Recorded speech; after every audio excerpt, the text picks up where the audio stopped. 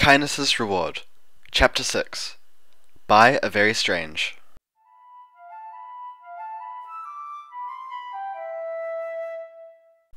Trixie groaned and stretched as she woke up. Her legs felt like lead. Opening her eyes revealed a familiar ceiling. It was the middle of the night, a half-moon providing only just enough light to see by. Trixie wondered if she could go more than a week without passing out any time soon. She glanced up as if to see her own forehead, and focused for a moment. Sure enough, a pale blue light emanated from her horn. "Ha-ha!" she shouted in excitement. A murmur caught her attention. She looked over and found Fluttershy asleep on her stool, just like a week ago. Trixie smiled and chuckled. She gazed on at Fluttershy for a moment, before a small part of her reminded her of her situation. Her smile turned into a deep frown. She forced herself out of bed on the far side from Fluttershy. "I've taken enough from you," Trixie whispered. Her horn continued to glow as she enveloped Fluttershy in a magical aura. She gently lifted Fluttershy from her seat and pulled back the covers. She slid Fluttershy into bed, tucking her in. "I'm sorry, Fluttershy. I can't keep you with me." She paused, and then on impulse leaned over the bed. She bent down and kissed Fluttershy's forehead, lingering for a moment. The Pegasus mumbled in her sleep and smiled. Trixie leaned back, walked around the bed and headed out the door. She cast herself enough light to see by as she lowered herself down the steps. She was nearly to the door when she saw an all-too-familiar silhouette on the windowsill. Angel hopped down and towards her. He got between her and the door. "You know where I'm going, Trixie asked. "That was the deal. I'm better now, Angel. Emotional block, huh?" She smiled sadly. "I can't just stay here forever. I know how she feels. But how could it be? I have no home here." She lifted the bunny aside magically. Angel flailed about, glaring at her, but it was no use. Trixie had her power back, and that meant she had no more place for another pony in her life. That was what her memories told her, at least. So she opened the door and walked out into the night. The walk into Ponyville seemed longer than ever in the night. Trixie found her steps heavy and couldn't keep her pace up. She gazed at the stars. When had the nights gotten so cold? "Perhaps I'm still tired. I should wait until... No. It has to be tonight. Oh, why did I have to?" "Trixie? That you?" A voice came out of the darkness. Trixie looked up and Applejack stepped into the light she was giving off. What are you doing here?" Trixie asked. Applejack looked away. "I couldn't sleep. Not after that. I wanted to make sure you and Fluttershy were okay." "What? You weren't leaving, were you?" "You said it yourself," Trixie replied. "I cannot keep leaning on Fluttershy. She deserves... better." "Better? Better?" Applejack looked as if Trixie just admitted she was Princess Luna's mother or something. She shook her head. "Begging your pardon, but I think you don't have it quite right.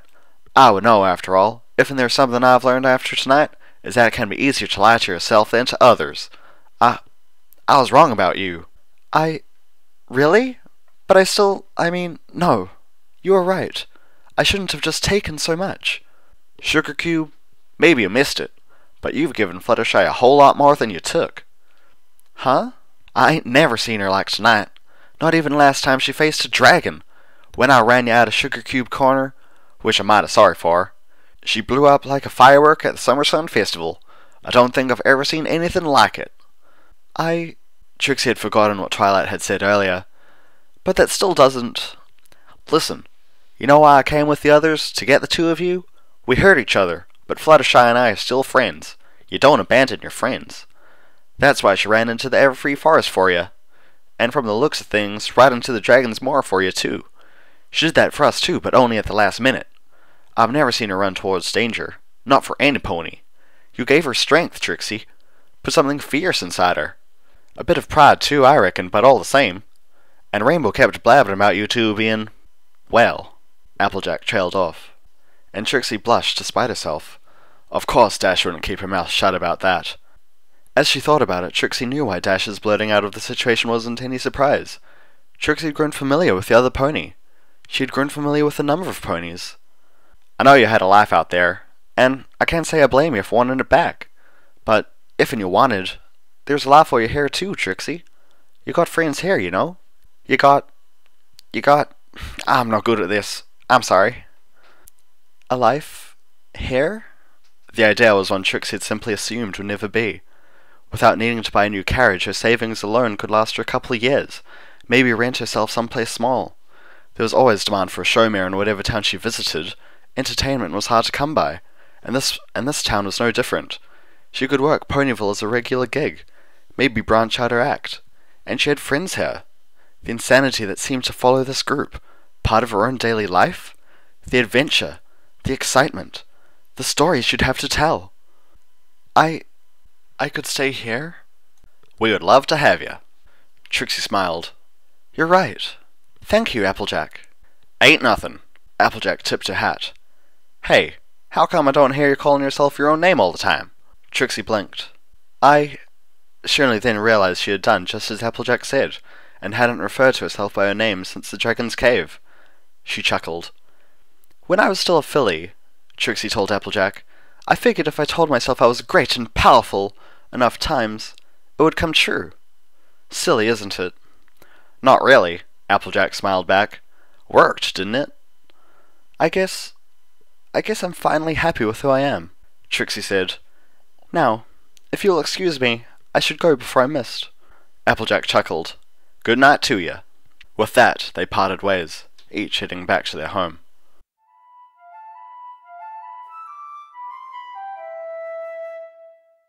Trixie awoke early the next morning.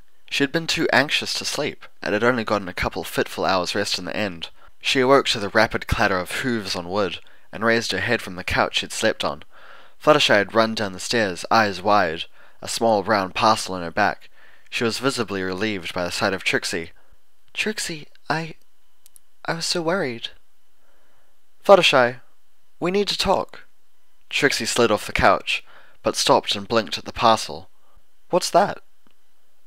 I wanted to give you these after the party. I was scared you had left. Trixie shook her head. No, what? Fluttershy placed the parcel before her. She undid it magically, taking care with whatever Fluttershy had found so important. The brown paper came undone and Trixie gasped. There, folded neatly, were her hat and cape. She almost didn't recognize them. They were pristine, vivid purple, and the stars sparkled like gemstones. I had Rarity fix them. I hope you like it. I'm sorry they weren't there before. Fluttershy smiled. Trixie felt her eyes water. Fluttershy, Fluttershy! Trixie leapt forward, wrapping Fluttershy in a hug, pressing her lips against the other mare's. She didn't even realize what she was doing until she began to slip her tongue past Fluttershy's lips. She stopped herself in an instant and drew away, face hot and flushed. I'm sorry. I didn't mean to. Shh. Fluttershy responded it gently. Trixie stopped, eyes widening. Fluttershy? Shh. The Pegasus repeated, brushing her cheek. She leaned in, her warm breath on Trixie's face. Trixie looked into her eyes, those eyes that had always told her so much. Now they told her an entire story, the story of her own future. It promised to be exciting, even a little frightening, but full of joy. A future full of adventure and drama, where every day would be a story in itself. A future they could share together.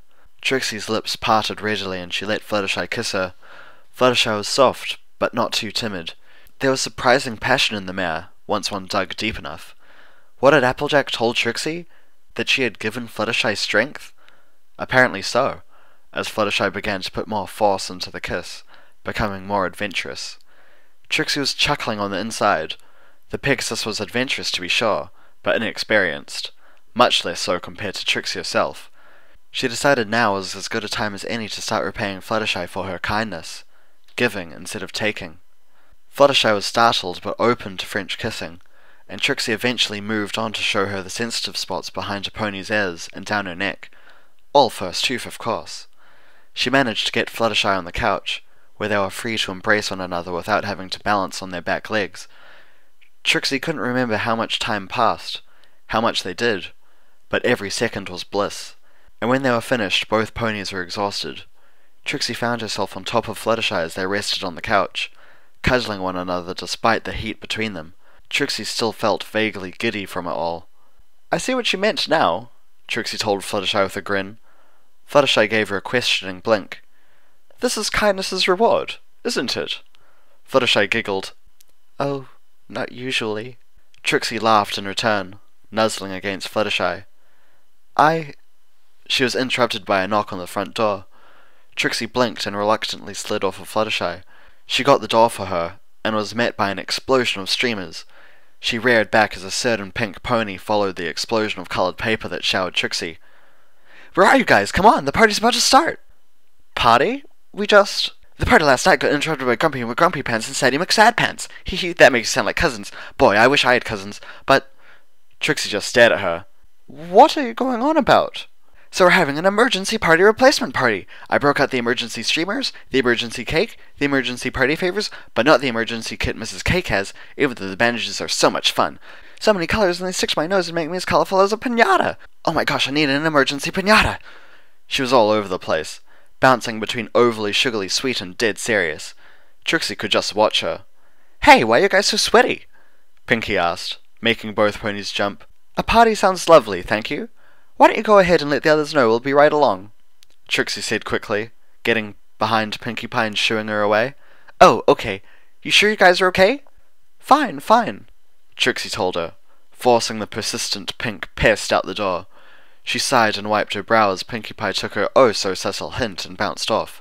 Trixie turned back to Fluttershy and smiled. Shall we? Are you okay? After... Come now. We're talking about the great and powerful... Trixie chuckled. Sorry. Old habits. It's okay. I think... Fluttershy blushed. I think it's... cute. Cute? Cute? You think I'm... cute? Trixie laughed. I shall show you cute, dear Fluttershy. She gathered her magic, and Fluttershy blinked as she was swept off her hooves. Trixie brought the Pegasus to her, reaching up to brush Fluttershy's hair back and kiss her nose. Fluttershy giggled, curling up like a small child as she floated weightless. Shall I carry you like this to the sugar cube? She asked, teasing gently. Fluttershy giggled again, shaking her head. Trixie smiled and let Fluttershy down gently. I, forgot to ask. Your magic. Trixie looked away. Twilight was right. I didn't want it. Why? At first, I imagine I felt I didn't deserve it. Then, I didn't want to leave you. Trixie, That is something to discuss another time, Trixie responded, feeling about as eager as Fluttershy was to engage this topic. Now come, before Pinkie Pie comes back to drag us there herself. And with that, the two mares headed for the door. Oh, wait! Trixie turned back and looked round the room. Sometime during their intimacy she had felt it fall loose. Where did... Oh, hello. Trixie saw Angel off to the side, tapping his foot impatiently. You saw all that, didn't you? Trixie asked. She wasn't sure why she cared what a rabbit thought, but it was Angel after all, and that was somehow different. The bunny rolled his eyes at her and held up something from behind his back. It was the feather. Oh, thank you, Trixie said, slightly awkward. She lifted the feather and took her hat and cape out from the paper where she had left them. She put them on and felt like a piece of her had been restored. Then, lifting the feather up, she stuck it through her hat, using magic to bind it to the weave, never to fall out. There, now, finally she was complete. She turned back to the door, seeing Fluttershy waiting, smiling both literally and with her eyes. With those eyes, no words were needed. Trixie got back to her and they headed towards the waiting party.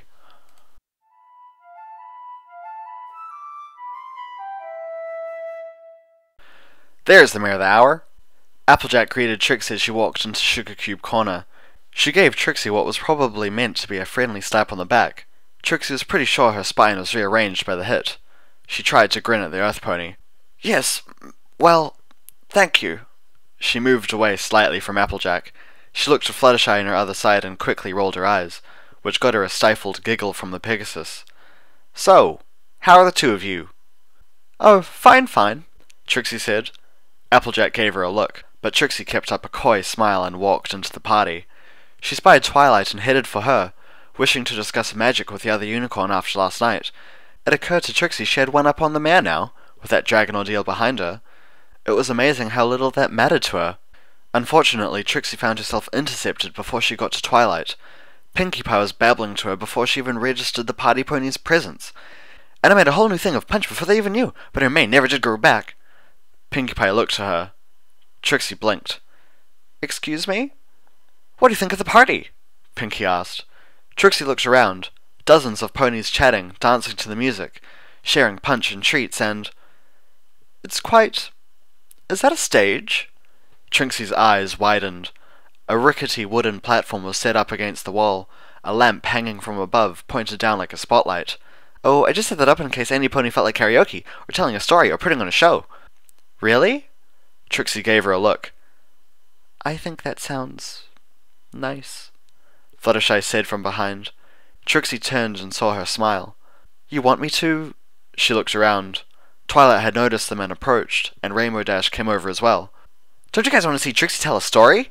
Pinkie Pie asked. Twilight's eyes lit up. That sounds like a great idea. Yeah, Dash piped in. That last story was awesome. You all want me to? Is Trixie going to tell another story? It was the orange filly from last time pushing through the legs of the others. Your stories are so cool, like Rainbow Dash cool. Cool it, kiddo, Dash chuckled. But that Ursa Minor story made Twilight sound cool. Twilight! Thanks, Twilight quipped. Rarity and Applejack had spotted their bundle of friends and came over. Trixie found herself surrounded by smiling faces. What's up, every pony? Applejack asked. Trixie's going to tell another story, Pinkie Pie said, making Trixie's mind up for her. Trixie flinched and glanced to Applejack. Well, now don't that sound like a right nice idea? She tipped her hat. Trixie smiled and nodded. All right. I know just the story. Trixie walked towards the stage. Ponies saw her, glanced at the stage, and she found them parting before her. By the time she got up onto the wooden platform and turned around, she found every pony's eyes on her. Trixie smiled. This was where she belonged. Her eyes searched for Fluttershy, near the back, before she got started. Let me tell you the story of the maiden and the mage, she told the crowd, pacing slowly. Her horn began to glow, and a fog began to collect from nowhere. The stage creaked underfoot, shifting, growing, becoming sturdier and more proper with every step of her hooves. The fog began to spread over the stage, refusing to disperse into the crowd, hiding Trixie from them. Trixie hid the glow of her horn by tipping her hat forward and collecting the fog into a solid wall. On it she painted scenes of light, simple yet beautiful, like the pictures in a storybook. In a delicate forested land, Trixie narrated, showing what she told against the fog, there lived a maiden, as wise as Celestia herself, charged with the protection of a small hamlet. She painted the scene of a small castle and tiny thatched roof town, placing in the foreground a Pegasus mare with a long flowing mane. The maiden watched over all her lands, from ponies to creatures both greater and lesser. She brought peace to all she passed, and kept a court of the wisest and strongest ponies in all of Equestria. Then, one day, a wandering mage came to the maiden's lands. She depicted a blue unicorn in a cloak, throwing a staff on the mane's back to add to the fantasy. She had the mare walk towards the castle. The mage was strong and well-spoken, and earned an audience with the maiden. She shifted the scene to a throne room, putting the maiden on the throne and surrounding her with 5 other mares. But the mage was haughty, and challenged the maiden's court. The maiden's most trusted landowner, a farmer known for her hard work and simple wisdom, stepped forward to rise to the challenge, but the mare turned her tools against her and swept her aside. She wrapped up the earth pony and had the unicorn advance forward. Next, the maiden's bravest and most loyal knight stepped forward, but the maiden summoned a storm to combat her, refusing to truly engage the knight. For effect, Trixie blew a wind through the cloud, keeping care to hold the fog she was using in place. The maiden seamstress was next to admonish her. Many would consider it a lowly profession, but the maiden knew of the seamstress's impeccable eye, and valued her attention to detail and art. But the haughty mage tore down the seamstress's pride, ruining her prized work. It looked as if the mage was as powerful as she claimed. All the while, Trixie lowered her voice, just enough to make ponies lean in and pay closer attention. Another of the maiden's advisers watched on, a wise sage, young of heart but with a wisdom far beyond her years. She allowed the mage to talk herself up, refusing to engage in such a prideful and foolish display as the mage was calling for. So the mage left the maiden's court, assured of her superiority, her victory. What the mage wasn't aware of was that while the maiden's lands were peaceful, they bordered a dark woods that ponies dared not venture into.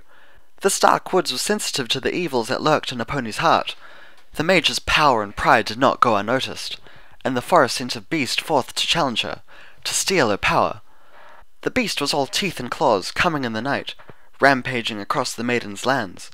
The mage rose to the challenge, planning to prove that she could offer better protection to the land than the maiden ever could. Trixie painted a dark scene, keeping the beast mostly unseen, just a giant toothy jaw with red eyes. Pony's imagination could always scare them far better than she could. But the beast was prepared for a mage, and the mare's spells fell uselessly into the darkness surrounding the beast. The beast crept further and further, and the mage's tirade of spells did nothing to diminish its hunger for the mage's power. And then Trixie brought her voice down to a whisper. She extinguished every light in the room, let her scene fade, and put the crowd into total darkness. Next, she removed her hat, allowing the bluish glow to grow brighter and brighter, cutting through the fog, the crowd drawing a collective gasp in awe. "Out stepped the sage," Trixie said, allowing the words a moment to stand on their own. A quiet entrance could inspire awe where a loud one would only startle. She drew two eyes behind her on the fog, giving the impression the beast was staring the crowd down. She placed between them and the eyes a single unicorn with a mane like the night sky. The sage stepped by the mage, ignoring her cries that magic was useless. Trixie brought the blue unicorn into scene, making her mime, calling out to the sage. The mage could only look on in awe as the sage summoned the winds to do her bidding, distracting the beast from its prey, aiding it. Resident and beast alike gave tribute to the sage to try and slake the beast's hunger. She magically shook the planks of the stage, adding a rumble as if they were in the midst of the storm or stampede. The beast fought back, refusing to be distracted by the sage's attempts, raging against her forces.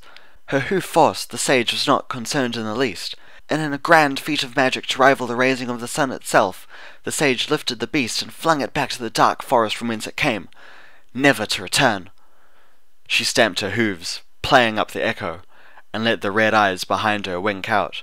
She gazed over the crowd, every last jaw hung slack, every pony leaned in to capture her next word. The mage, incensed and embarrassed, refused the sage's help after the fact. She had never seen such power. And then the mage, having defeated such a mighty beast, turned to the town it had ravaged and got to work clearing and aiding its ponies, alongside the rest of the maiden's court and the maiden herself. She required nor requested praise for such an act, despite doing more than the mage had ever imagined. The mage fled town, shamed to find her power so useless, her words so empty. But our story does not end there, Trixie assured the crowd. The mage had meant to run into the wooded glade of the maiden's land, where she could rest and recuperate.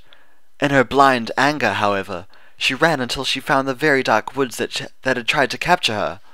Trixie flashed up pictures of trees like hooked claws, lighting up dozens of red eyes to blink at the crowd.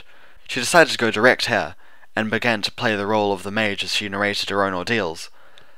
The forest fought to claim its prize, clawing at the mage at every turn. Trixie leaped to the side as she brought down the shadow of a tree. The mage was still feisty, but the forest had her trapped at every turn. She brought a coil of dark smoke around her that she pretended to rear up to avoid. The mage fought for night after night, refusing the forest. If it could not have her in life, the forest would have her in death. And the mage found hopes of escape vanishing with every passing night. She swept shadows across her, making sure to flinch at every one. She got onto her knees and allowed a large shadow to dart over her before collapsing on her front. The mage was done for, she whispered from the ground, closing her eyes. Her magic exhausted, her body more so.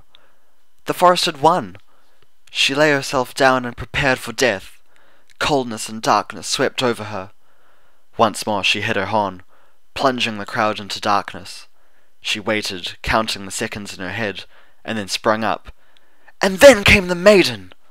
She cried out, her horn glowing brightly enough to be seen through her hat.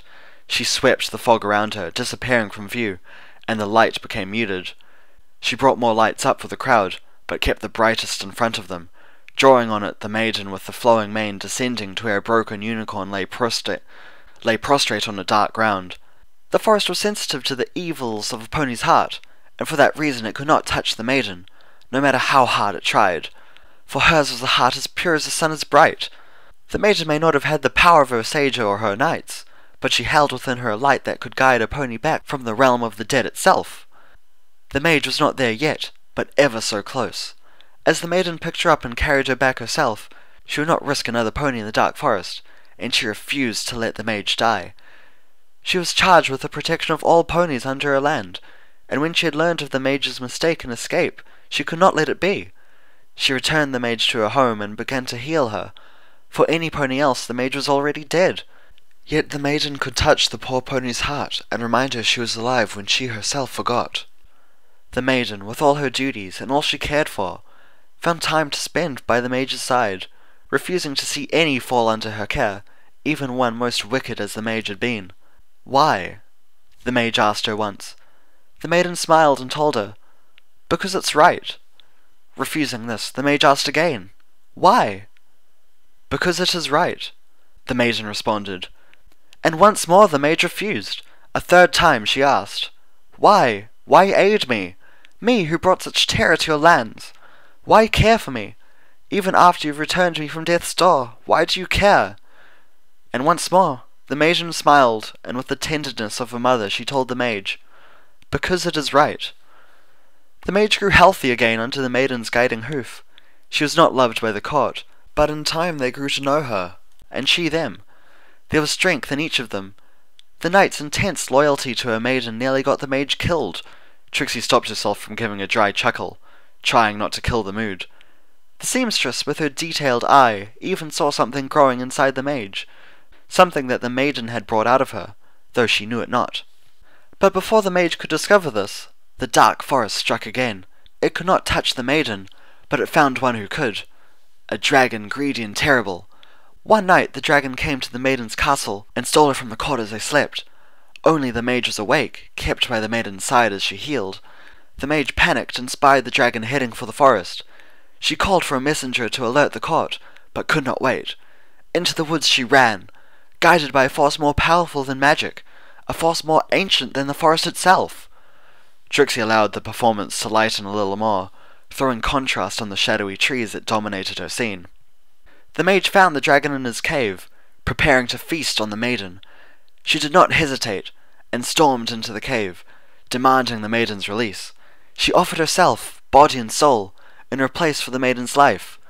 The forest compelled the dragon to accept, for the mage's life would serve its nefarious deeds far better than the maiden's death. The mage submitted, but to her surprise the maiden did not. "Not without you," the maiden said, refusing to leave the dragon. "I cannot leave without you." "Why?" the mage asked, fearing the dragon would take them both. She looked into the maiden's eyes, and realized why. The maiden knew that if she stayed, she would fail all the citizens under her care. But the mage, as she had healed and learned the wisdoms of the maiden's court, had taken something from the maiden, something she never meant to take, but would never abandon. She had taken the maiden's heart. The mage understood. She understood why the maiden cared, why the sage was so powerful, why she stood now against a dragon.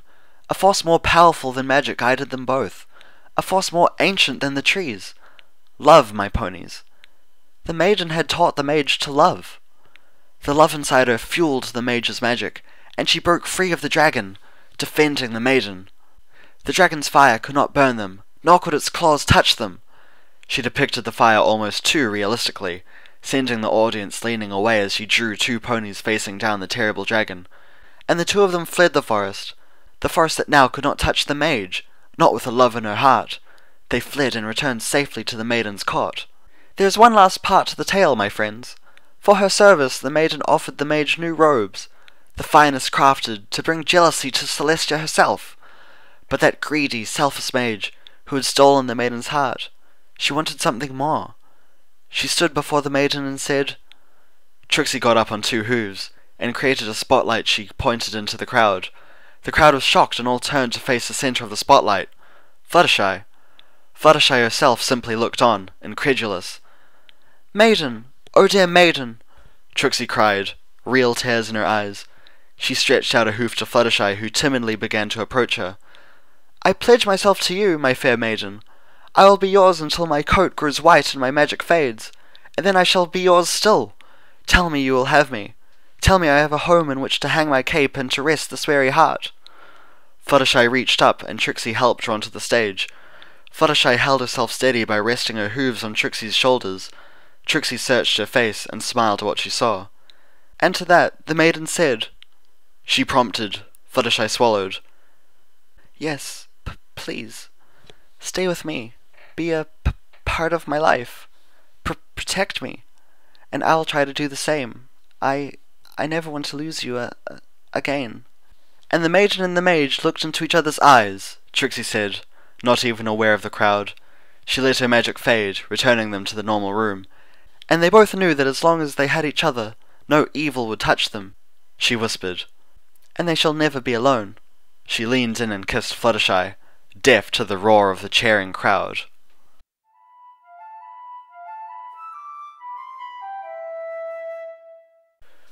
Phew, finally finished with this fanfic.